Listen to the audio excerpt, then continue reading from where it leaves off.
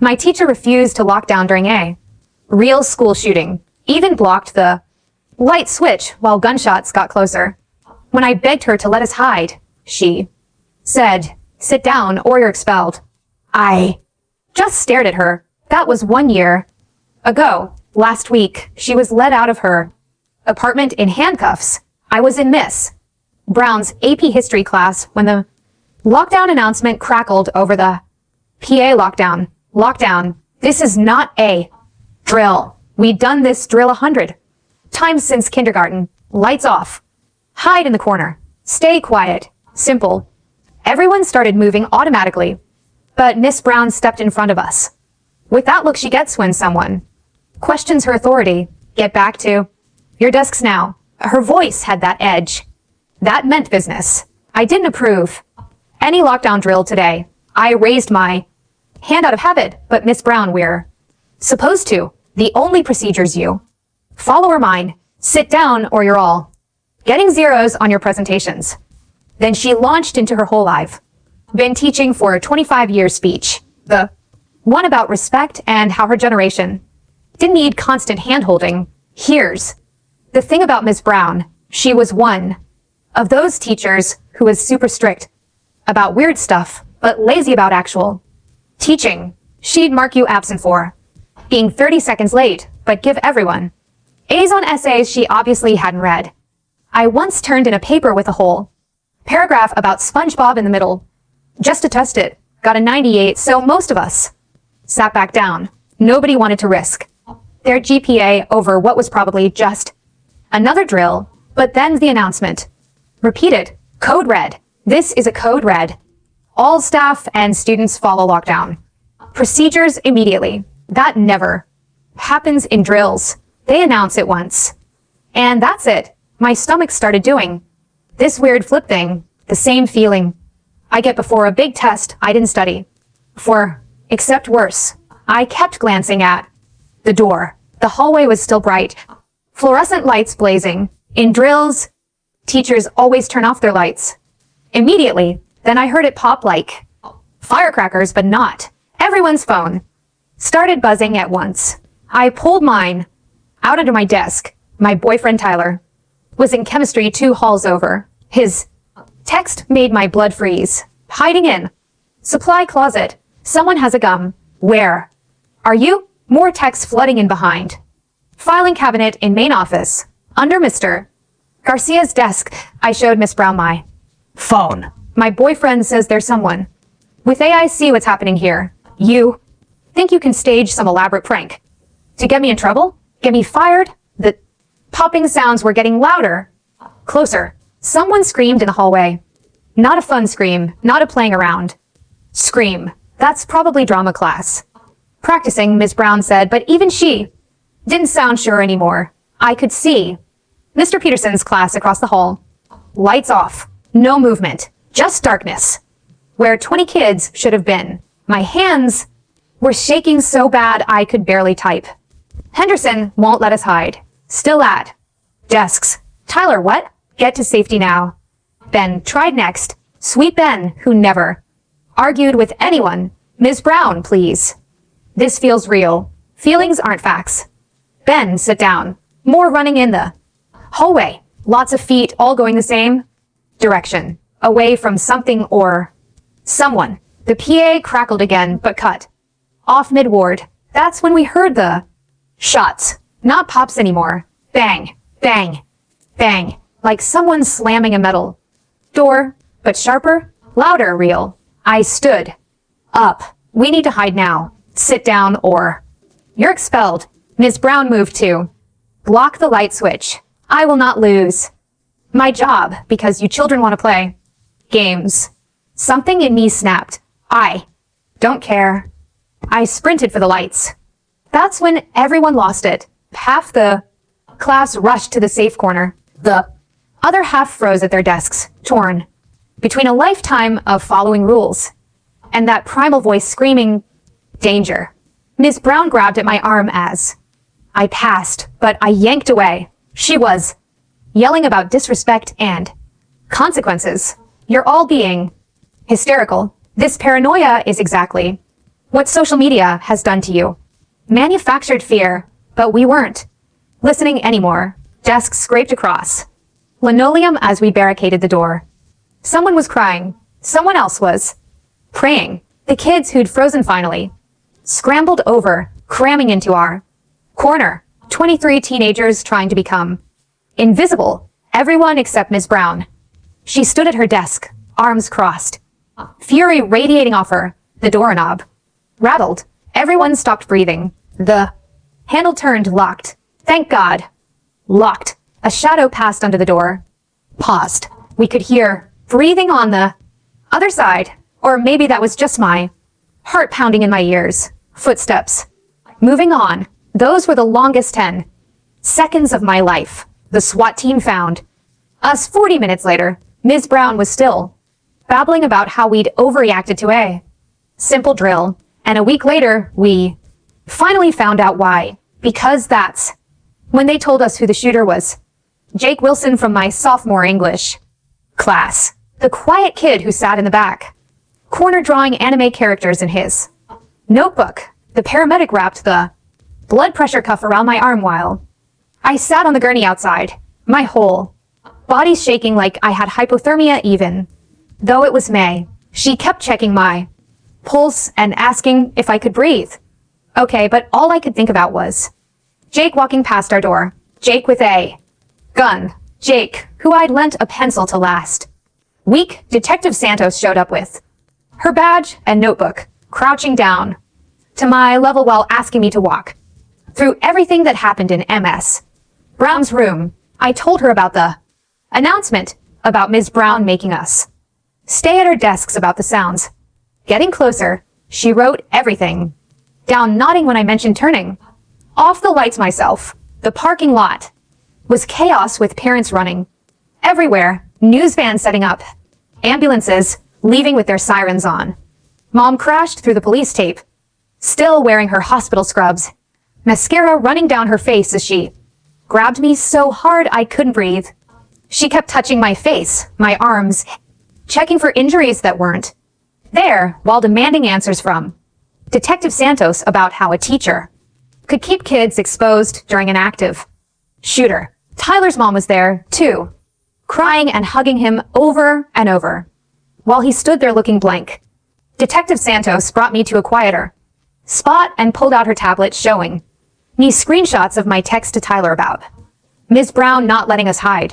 She said 23 students had already given the same story, that Miss Brown kept insisting it was fake even after the gunshots started. 2 kids died in the math hallway, she told me. 3 more were at the hospital, all from rooms that followed protocol immediately, except for one girl who got grazed by a bullet that went through a door. Dad showed up and took over from Mom, leading me to his truck without saying anything. The radio stayed off the whole drive home, and we both jumped when a motorcycle roared past us at a red light. Our house felt wrong, too normal with its regular smell of coffee and laundry detergent. Dad made spaghetti, but I just pushed it around my plate while my phone kept buzzing with messages from everyone, asking why Miss Brown didn't let us hide. That night, I couldn't sleep, just kept replaying those 40 minutes over and over. The next morning, an automated call from the district said school was canceled indefinitely and counselors would be available at the community center. Mom called in sick to stay home with me, but I locked my bedroom door and sat on my bed thinking about how we almost didn't barricade, how we almost stayed at our desks like Ms. Brown wanted. Channel 8 had our school on every commercial break, and then MS Brown's face filled the screen, standing in her driveway, telling the reporter she maintained control during chaos and her students were alive because she didn't panic. Mom grabbed the remote and threw it so hard it cracked the TV screen. Tyler sent me a link to someone's cell phone video from Mr. Peterson's dark classroom, showing everyone hidden and silent while MS Brown's voice carried through the walls, talking about manufactured fear. The timestamp showed 2:47 p.m. right when she was blocking the light switch. The Video had 50,000 views in 2 hours, and the comments were brutal. I spent the next day in my room jumping every time the house creaked or a car door slammed. Outside, Mom brought soup I didn't touch, and the group chat kept going off about lawyers and lawsuits, but I couldn't focus on any of it. Principal Foster called that evening with his careful principal voice, saying the district needed my written statement about Ms. Brown's actions separate from the police investigation. Mom grabbed the phone and told him I'd provide it through our attorney, which was news to me since I didn't know we were getting one. The next morning, Ben's mom drove him over because he needed to talk to someone who was there, someone who understood. We sat on my front porch and he kept starting sentences he couldn't finish about almost staying in his seat, about what would have happened if I hadn't turned off those lights. His hands were shaking just like mine were. Tyler's parents dropped him off later that afternoon, and we went straight to the backyard where the picnic table sat. Under the big oak tree, he rolled up his jeans and showed me the dark purple bruises covering both his knees from when he'd wedged himself behind the chemical storage shelves in that supply closet. His voice stayed flat when he told me how the shots kept getting closer and he knew I was 2 halls away but couldn't do anything about it.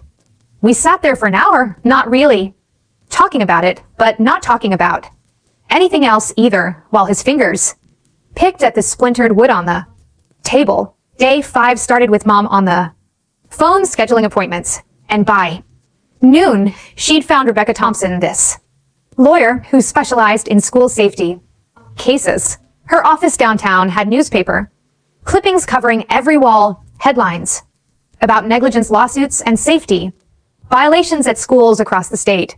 Rebecca looked at Mom's notes and said, what Ms. Brown did went beyond poor judgment, that keeping students exposed during an active shooter situation was criminal endangerment. There's something unsettling about how Ms. Brown keeps insisting this is all fake, even with those gunshots echoing through the halls. What makes a teacher so convinced that actual danger isn't real when every other classroom is already dark and hidden? She explained how other families were already filing civil suits, but criminal charges would be up to the district attorney's office. The community meeting on day 6 turned into chaos. The second Ms. Brown walked through the civic center doors with her union representative, parents started screaming immediately while she just stood there with that same controlled expression she'd had during the shooting, repeating that she'd followed her professional judgment. Someone threw a water bottle that hit the wall behind her, and security guards had to form a circle around her to get her back outside. The detective called that same night with a question that made my whole body go cold, asking if Ms. Brown had ever mentioned Jake Wilson in class since he'd been her student 3 years ago. Jake Wilson was the name everyone knew through whispers and group texts, but the news wouldn't say yet. Day 7. Morning. I finally made myself shower and change out of the clothes I'd been wearing for days. Dad stood at the stove, making pancakes like any other Sunday, but we both jumped when the doorbell rang. Just the delivery guy dropping off a package, but that split second of panic was becoming our new normal. That evening, the news finally confirmed what everyone already knew, showing Jake's yearbook photo from when he graduated. This quiet kid I vaguely remembered from my freshman year. The anchor dropped the real bomb, though, saying Wilson had filed a formal complaint against teacher Patricia Brown 3 years ago for psychological abuse. Mom grabbed her phone immediately to call our lawyer, while Dad hunted through online records for any trace of Jake's complaint. We found a school board meeting transcript from 2021 mentioning a sealed student complaint against staff with dates that matched up perfectly, even though Miss Brown's name wasn't listed. Day 8. Tyler picked me up and we drove to the empty mall parking lot where we just sat, with the engine off. His hands gripped the steering wheel until his knuckles went white, and he finally said she knew. She had to know it might be him, and she still kept us all exposed. Ben started texting our class group chat with information his parents had found. 3. Other students from Jake's graduating class who remembered Ms. Brown having it out for him. This girl, Melissa, said Miss Brown had failed Jake on a technicality that almost cost him graduation, and the stories painted a clear pattern of targeting certain students. Day 9. The detective showed up at her house with a court order from Ms. Brown's personnel file clutched in her hand. She told Mom they'd found something that Jake wasn't the only complaint against Ms. Brown over her career. There were 6 others, all sealed and somehow resolved without any action taken. She needed my detailed statement about Ms. Brown's exact words during a lockdown. Every single thing she'd said while we begged her to let us hide. I sat at my kitchen table with the detective's blank statement form in front of me, my pen hovering over the paper while Mom made coffee in the background. The first line asked for a description of events, and I wrote 3 words before crossing them out. Started again. Cross that out, too.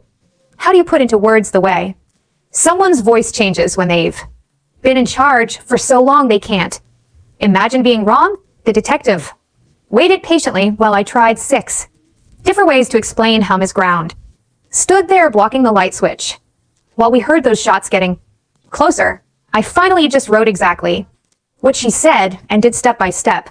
No opinions, just facts. Day 10. My phone buzzed with a news alert while I was eating breakfast. The school board had placed Ms. Brown on administrative leave, pending investigation, which sounded good until I read the teachers' union statement underneath, calling it a rush to judgment against a dedicated educator with 25 years of service. The comment section was already at 300 posts, half calling her a hero for maintaining order, half calling for her arrest. Mom shot my laptop and told me to stop reading, but I'd already seen my name mentioned 14 times. That afternoon, Principal Foster showed up at our door, looking like he hadn't slept in days. He sat on her couch and stared at his hands while telling Mom about the complaints. Over the years, parents saying Miss Brown was too rigid, too harsh, but she had tenure and her students got good test scores, so nothing ever happened. His voice cracked when he mentioned the 2 kids who didn't make it out. Day 11 started with my phone exploding at 6 o'clock a.m. because someone had leaked Jake's manifesto to a news site before the FBI could lock it down. 3 whole pages about Ms. Brown, how she failed him on his senior thesis over a missing footnote, how that 1 grade kept him out of his dream college, how she laughed when he asked for a chance to fix it. The details made my skin crawl. Dates and times and conversations he'd recorded secretly, building his case for why she deserved what was coming. Our lawyer, Rebecca, called an emergency meeting that night with all 23 families from Ms. Brown's classroom crammed into a conference room at the Holiday Inn. She stood at the front with a stack of papers and dropped the bomb that the school district knew about Jake's fixation on Ms. Brown because his therapist had sent a warning 2 months before the shooting. The room erupted with parents shouting and crying and demanding answers while Rebecca tried to explain about mandatory reporting laws and liability. Day 12. I woke up to 47 Instagram notifications because Ms. Brown had gone on some podcast called Truth in Education and spent an hour painting herself as the victim of woke culture and teenage hysteria. She actually used my full name, called me a troubled student with attendance issues, twisted my grandmother's funeral into me skipping class for fun. The host kept agreeing with her, saying, kids today are soft, can't handle structure, need safe spaces instead of real education.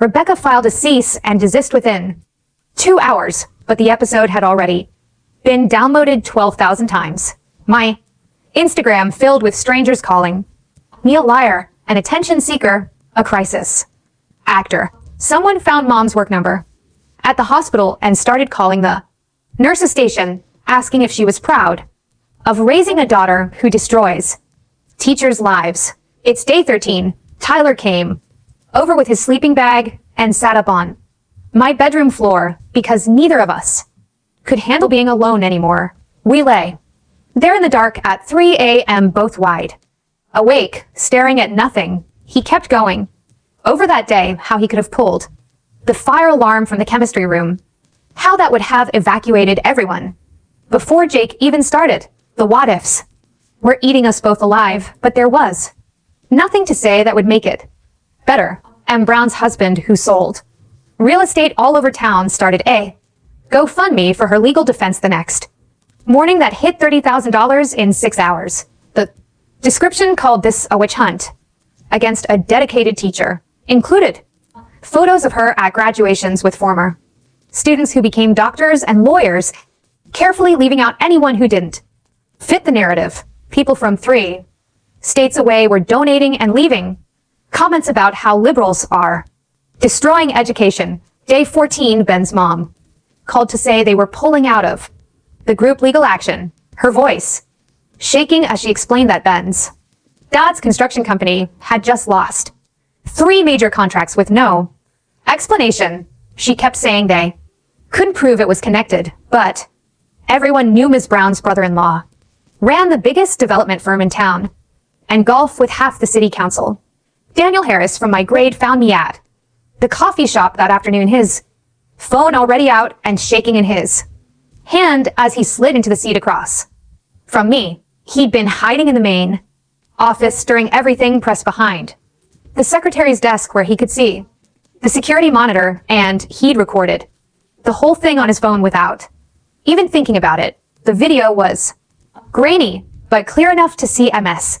Brown walking down the hallway 30 seconds after the first shots, not running, not ducking, just walking like it was any other day between classes. While Mr. Peterson's door was already barricaded and Mrs. Garcia had her kids hiding under desks. Daniel forwarded it to Detective Santos right there in front of me, his fingers moving so fast they kept missing buttons. Day 15, I went back to therapy for the first time since middle school when my parents got divorced. Dr. Patel's office had the same fake plants and beige walls and that white noise machine that was supposed to be calming, but just made me think of static.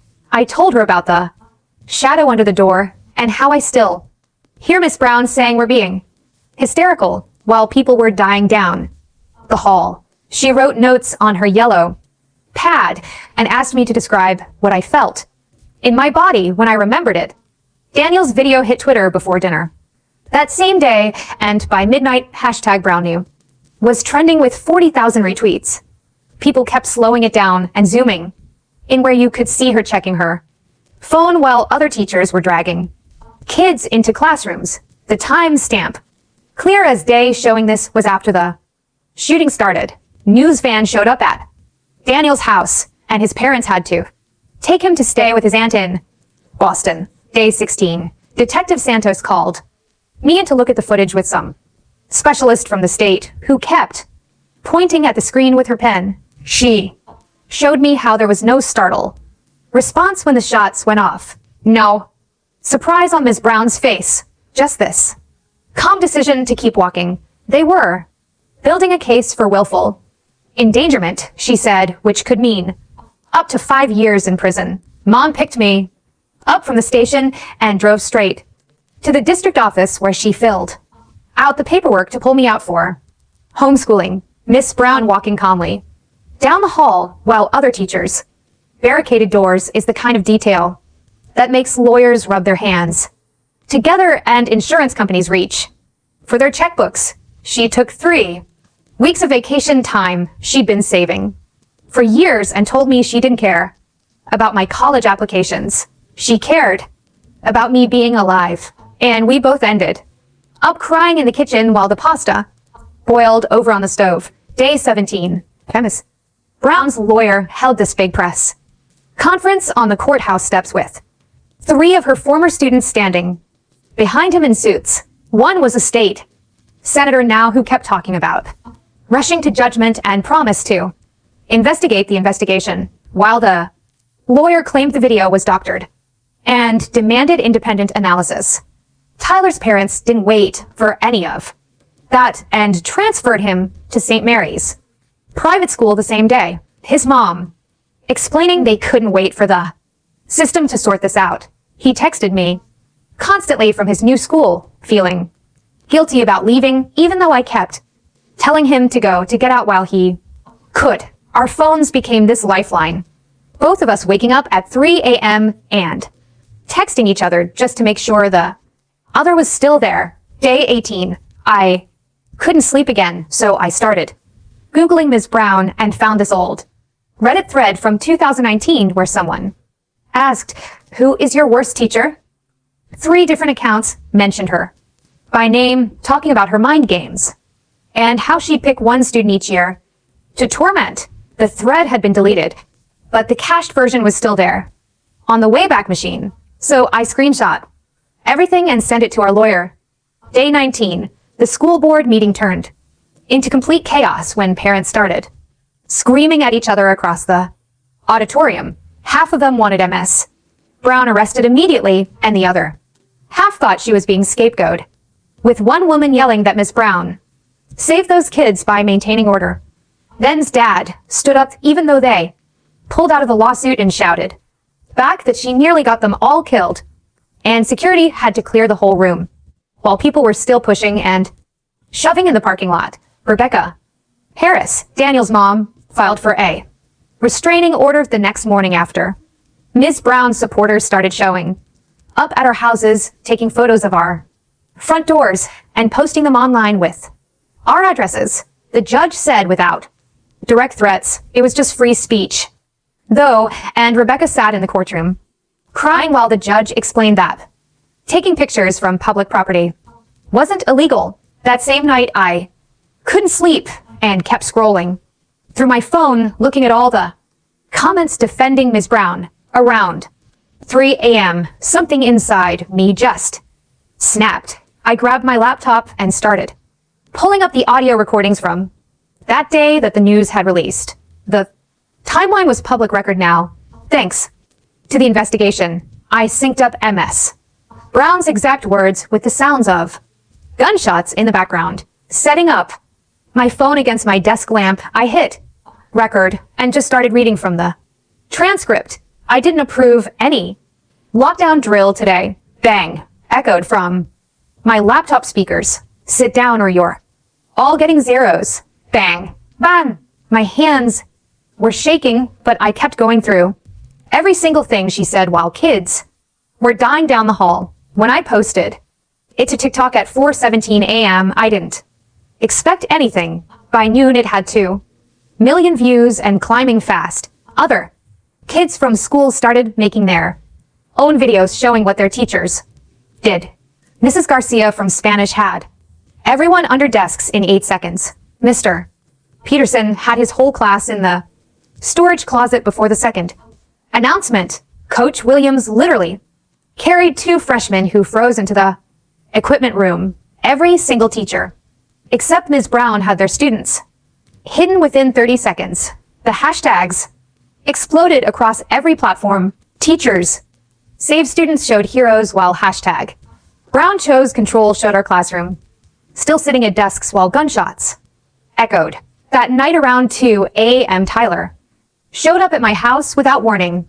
His mom had found him having a panic attack in his bathroom and drove him over. We sat in my driveway until the sun came up, sharing earbuds and listening to old playlists from before everything changed. He kept whispering the same thing over and over like a prayer. The district attorney's office called a press conference the next morning. 23 counts of reckless endangerment of a minor, 1 for each student in our class. Ms. Brown turned herself in wearing a navy suit with all her teaching awards pinned to her jacket like medals. The cameras caught every second as she walked up those courthouse steps with her chin high and this little smile on her face. Her bail hearing happened that afternoon, and the judge set it at $50,000. Her supporters had a GoFundMe running before she even got processed. 2 hours and 17 minutes was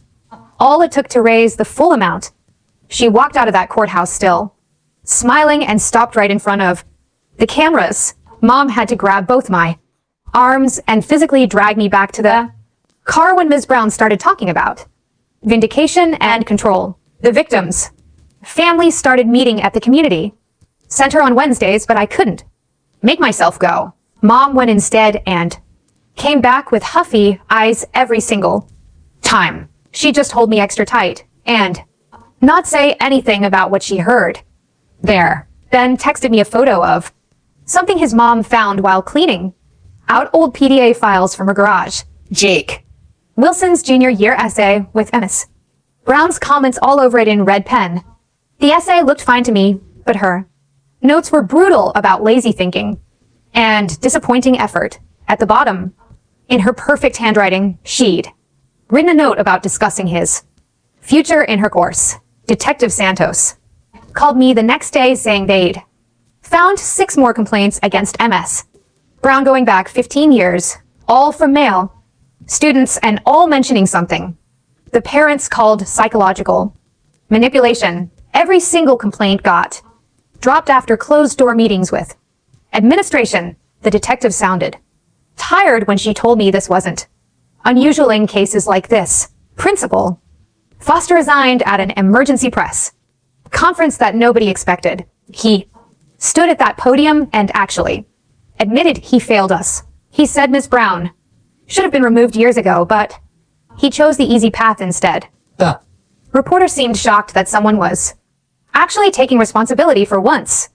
2 days later, Ms. Brown's lawyer filed a countersuit against the school district for $5 million.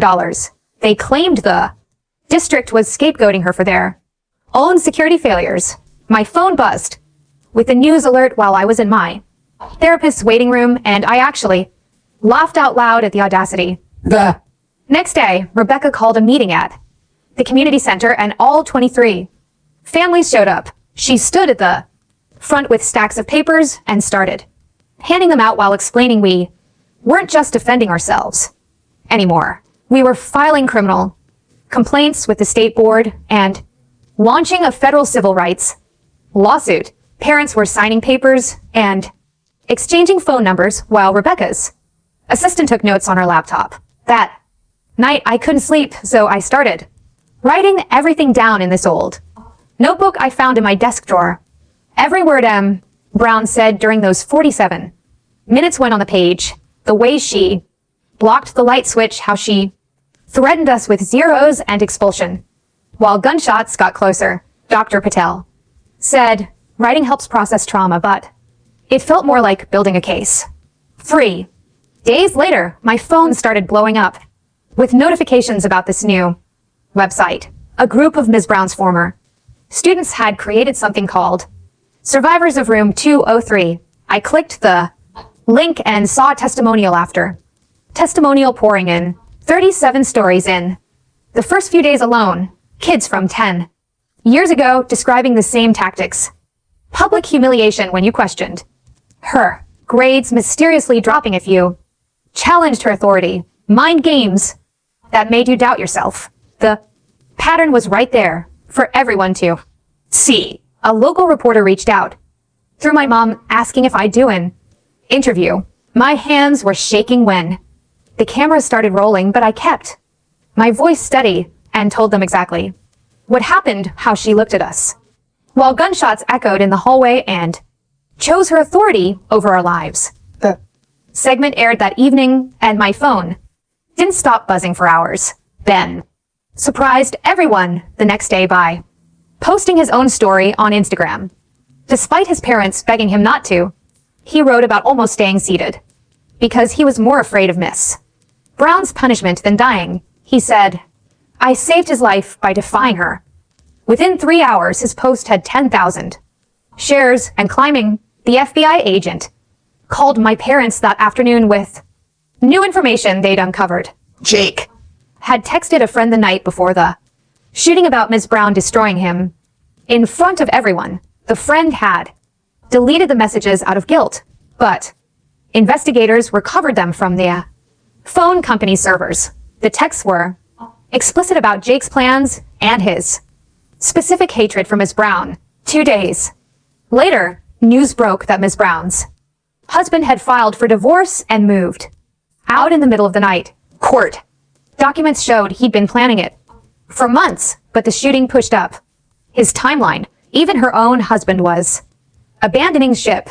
I had to go back to school to get my stuff since the semester was ending. Room 203 was still sealed with crime scene tape across the door. The hallway felt wrong and smelled like industrial cleaner trying to cover something else.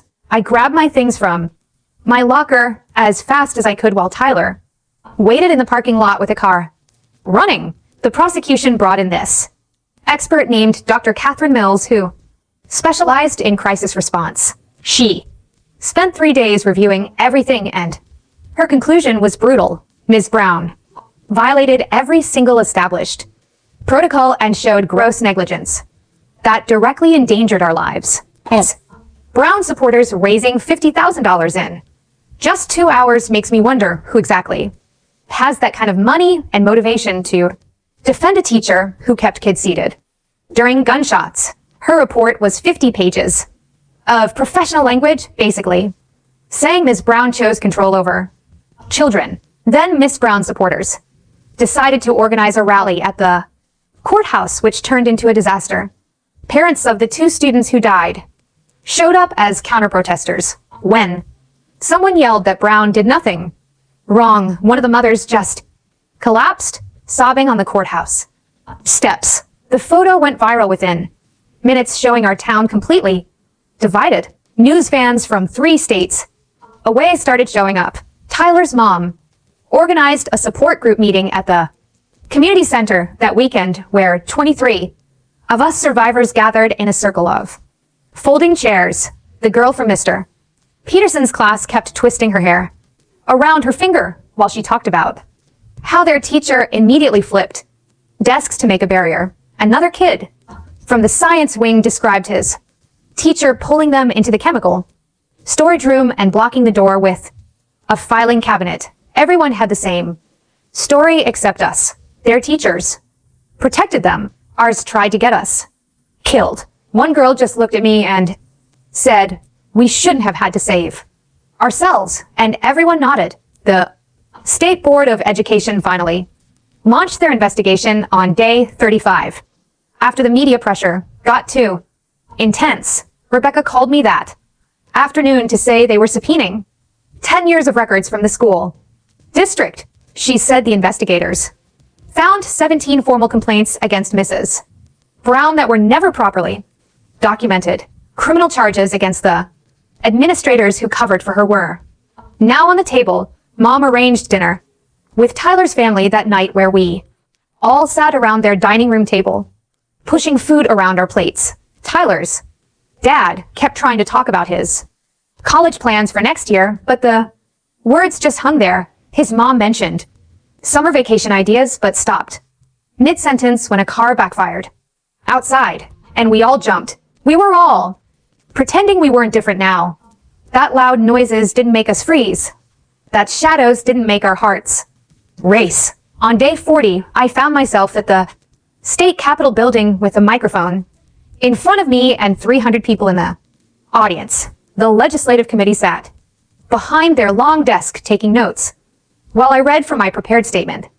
I told them Ms. Brown weaponized her authority while a weapon was in our school. I said she chose her ego over our lives. I asked how many complaints it takes before someone acts. The representatives just stared at me when I finished. 2 days later, a custodian named Frank contacted our lawyer with something huge. He had security footage from 3 years ago that nobody knew existed because it was from an old camera system they forgot to disconnect. The video showed Jake leaving Ms. Brown's classroom with tears streaming down his face before punching a wall so hard his knuckles bled. The timestamp matched exactly with the day Jake filed his complaint against her. The original investigation never included this footage because nobody thought to check the old system. Ben's family called us on day 42 to say they were rejoining the lawsuit. His dad's company mysteriously got all those contracts back the same day the FBI started investigating MS Brown's brother-in-law for witness tampering. His dad said some things are more important than money, but we all knew the truth. The brother-in-law backed down when federal agents showed up at his office. The grand jury met the next week and upgraded Ms. Brown's charges to attempted murder through depraved indifference. Her lawyer went on the news calling it prosecutorial overreach, but the DA held a conference explaining that keeping children exposed during an active shooter situation showed extreme disregard for human life. The legal experts on TV said this charge usually only applies to drunk driving deaths, but this case might set a new precedent. Tyler got his early admission letter to State University on day 45, but called them that afternoon to defer for a gap year. He came over that night, and we sat on my porch while he explained he couldn't leave me to face the trial alone.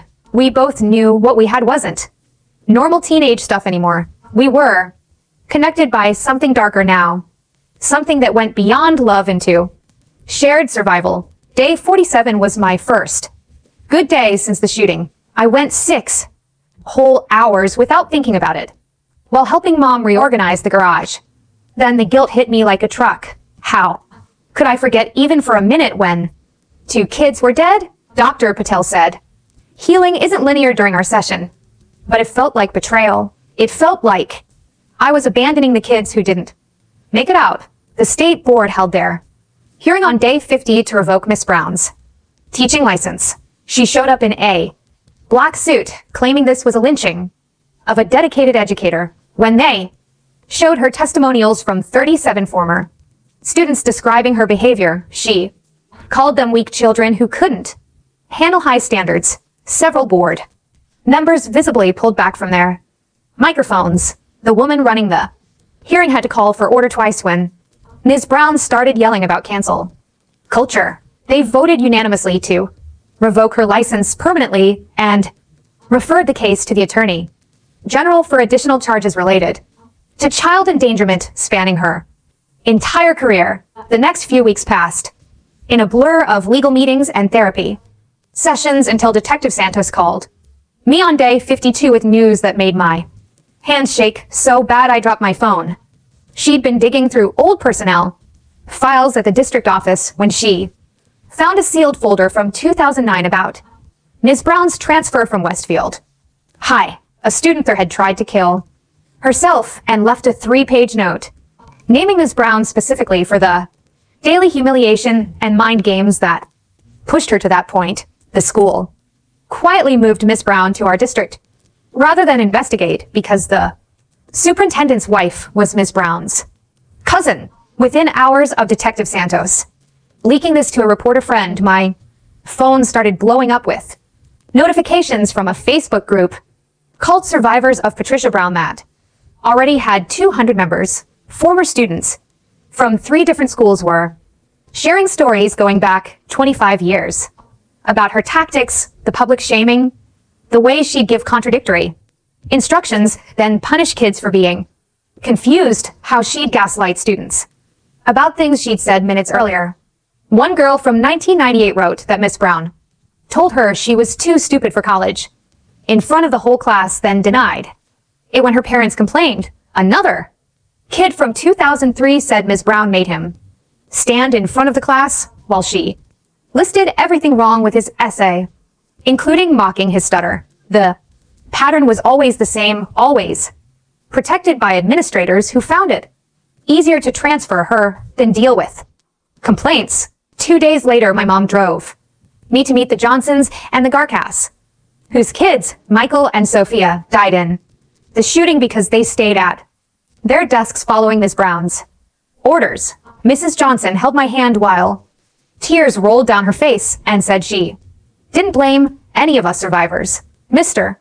Garcia's voice cracked when he told me we fought to save ourselves while their children never got the chance because they followed the rules. We sat in their living room crying together for an hour, looking at photos of Michael and Sophia at prom just 3 weeks before they died. Rebecca called that afternoon with updates on the prosecution strategy, and what she told me made me run to the bathroom to throw up. They had evidence. Ms. Brown knew Jake was likely targeting her based on previous incidents where he'd confronted her after class, but she deliberately kept us exposed as a form of psychological torture. The prosecutors were going to argue she used us as human shields for her ego, that she'd rather risk our lives than admit she was wrong about the lockdown. The truth was more horrifying than any of us. Imagine that she saw us as props in her power game, even with a shooter in the building. By day 56, the school district's lawyers were in full panic mode and offered a $30 million settlement divided among all the families, admitting no wrongdoing but acknowledging failures and oversight. Some families took it immediately because they couldn't afford years of legal battles, but my parents in 12. Other families held out for criminal justice, not just money. Tyler picked me up 2 days later to visit the memorial that had grown outside the school. Hundreds of flowers and teddy bears and photos covering the front steps. Someone had left a copy of the student handbook with the lockdown procedures highlighted. In yellow, a note attached that said, "These rules save lives when teachers follow them." We stood there holding hands, reading all the messages people had left when Tyler spotted something that made him squeeze my fingers so hard it hurt. Between two bouquets was a printed copy of Jake's manifesto that the defense teams had just gotten access to. 5 pages detailing Ms. Brown's teaching methods like a psychological torture manual. He documented the public humiliation, the deliberately confusing instructions followed by punishment for not listening, the gaslighting about things she'd said or done, example after example with dates and witnesses. The FBI had verified every incident he described through interviews with former students. That same week, Ms. Brown's former teaching assistant from 2015 finally broke her silence in an interview with the local news. She'd quit after 1 semester because she couldn't watch what Ms. Brown did to students anymore, had even reported it to Principal Foster, but nothing was done because Ms. Brown had tenure and the union would fight any disciplinary action. Another administrator who chose the easy path over protecting kids. Another adult who could have stopped this years ago. Frank, the custodian, finding forgotten security footage on an old camera system is peak plot device. Saves the day energy, though I suppose real life does sometimes hand you evidence gift wrapped with a bow when you need it most. Ben's deposition happened on day 62, and his parents sent me the transcript later because they were so proud of how strong he was. His voice apparently never wavered when he said, "Miss Brown taught us that authority was more important than safety." But that day, I taught everyone that survival is the only thing that matters. The prosecutor asked if he blamed me for defying Mr. Brown, and Ben said I was the only adult in that room who acted like one. That a 17-year-old girl showed more leadership than a woman with 25 years of teaching experience.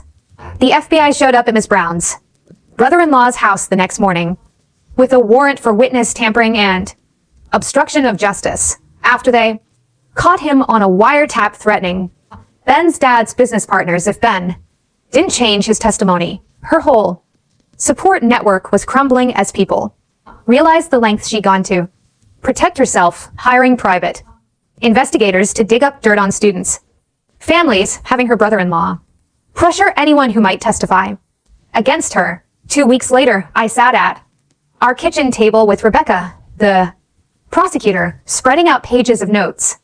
For my victim impact statement, she pushed a legal pad toward me and told me not to hold back because the jury needed to understand everything Ms. Brown did.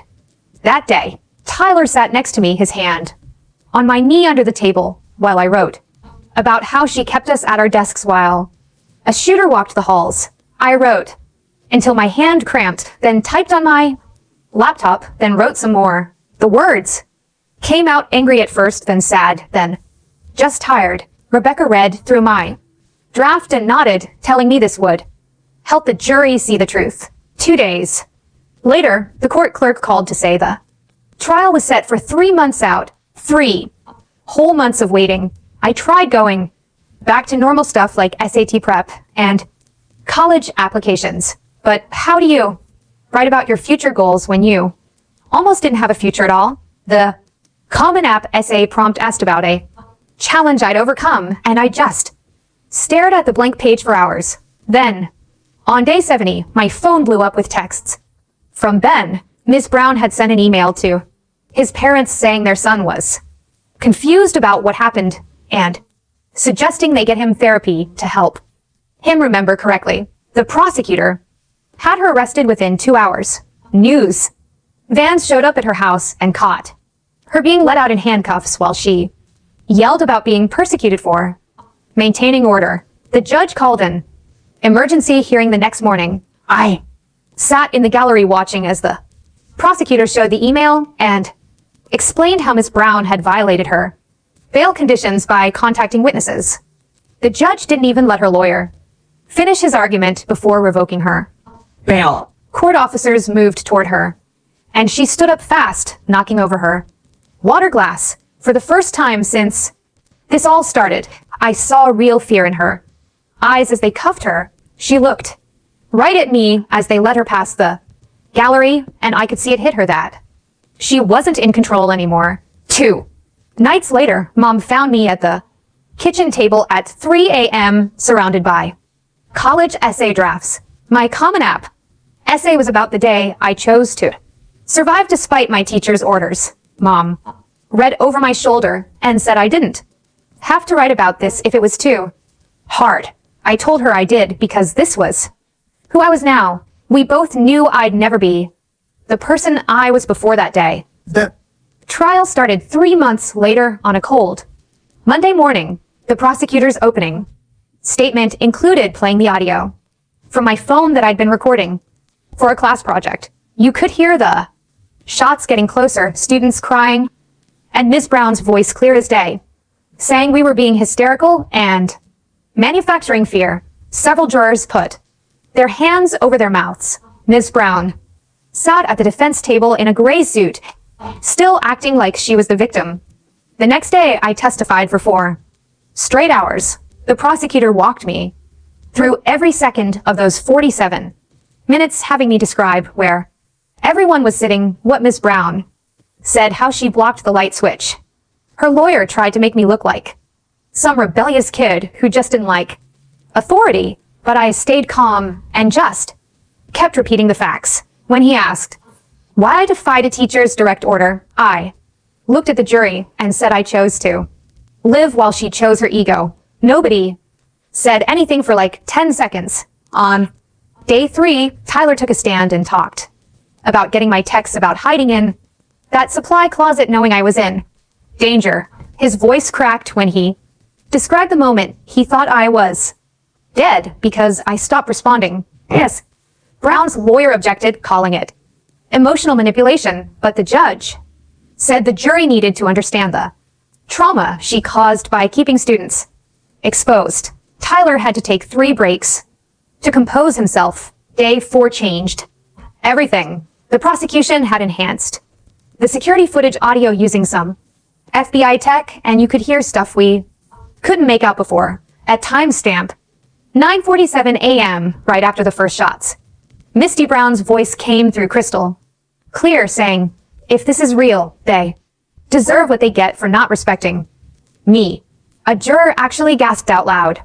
Even her own lawyer looked shocked, because this wasn't in any of the discovery materials. The judge had to call a recess when parents in the gallery started yelling. Day 5, Miss Brown decided to testify against her lawyer's advice. She sat in the witness box, insisting she maintained perfect order, that we were never in real danger, that she was being persecuted for having standards. She said she was protecting us from panic and that running around would have been more dangerous. The prosecutor let her talk for 20 minutes, then asked one question that made the whole courtroom go silent. Did you recognize Jake Wilson's voice when he was in the hallway outside your classroom? Ms. Brown froze completely, her mouth opening and closing like a fish. After maybe 15 seconds, she whispered yes. The courtroom exploded, with people shouting and crying, and the judge had to bang his gavel over to get control. The prosecutor stood up slowly after things got quiet again and walked right up to Miss Brown's face. She asked the question everyone was thinking, but nobody wanted to hear out loud. Did Miss Brown know it was Jake Wilson in that hallway? The same Jake Wilson who filed 3 complaints against her last year. Ms. Brown's hand started shaking and her face went from red to white to gray in about 5 seconds. The whole courtroom held its breath, waiting for her answer. Finally, she cracked and started yelling about how Jake needed to learn respect, just like all of us did. The jury members looked at each other with their mouths open, and one lady in the back row started crying. 3 weeks later, we all came back for verdict day, and you could feel the tension like electricity in the air. The jury took 6 hours to decide, but when they came back, they found her guilty on everything. 23 counts of putting kids in danger, plus something called depraved indifference that sounded even worse. Ms. Brown fell down in her chair when they read it, and for the first time, she looked scared instead of angry.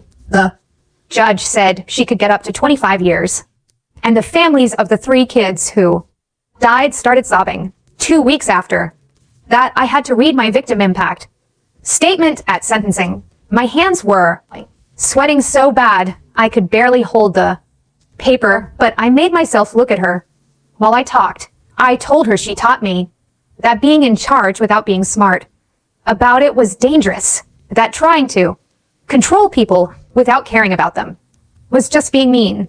I said I'd carry those 47 minutes with me forever, but she'd have to carry what she chose to do. The judge gave her 18 years with a chance for parole after 12. When the guards put the handcuffs on her, she turned to all of us and said she was just keeping standards. Even then, she didn't get it, and that was maybe the worst part of all. A month later, Tyler and I sat in his car watching workers put in new metal detectors and cameras at school. We were different now, stuck together by what happened, but also just different inside. Tyler took my hand and said, "We survived." And this time it wasn't a question. Ben went to the school board meeting that spring and gave this amazing speech about fixing how they handled teacher complaints. His voice was strong and clear, nothing like the scared kid who almost stayed in his seat that day. He said, no student should have to pick between their grades and staying alive. I started at State University that fall studying education policy because somebody needs to fix this stuff. My roommate didn't know about what happened, and for a few weeks I was just Brianna instead of the shooting girl. It felt good, but also weird keeping that huge thing inside me. They reopened room 203 as a memorial classroom in November and asked me to speak at the ceremony. Standing where Ms. Brown used to stand felt so strange, but I told everyone that protecting kids isn't just about locks and drills. It's about listening when they say, something's wrong. Mom drove me home for winter break, and we passed the school where kids were playing basketball like nothing ever happened there. I told her they looked so young, and she said we all did back then. We both knew I'd never be that young again, because innocence was another thing that died that day. Tyler and I met at our old coffee shop when we were both home from college for the holidays. We still checked where the exits were and jumped when someone dropped a tray, but we were learning to live with it. Tyler held my hand and said we were writing new chapters now, which sounded cheesy, but also true. The scars would always be there, but we were more than what happened in room 203. We were the kids who refused to stay in our seats when standing up meant staying alive. Thanks for letting me wonder about all this with you today. It's been quite the journey asking questions together. Take care. Like the video.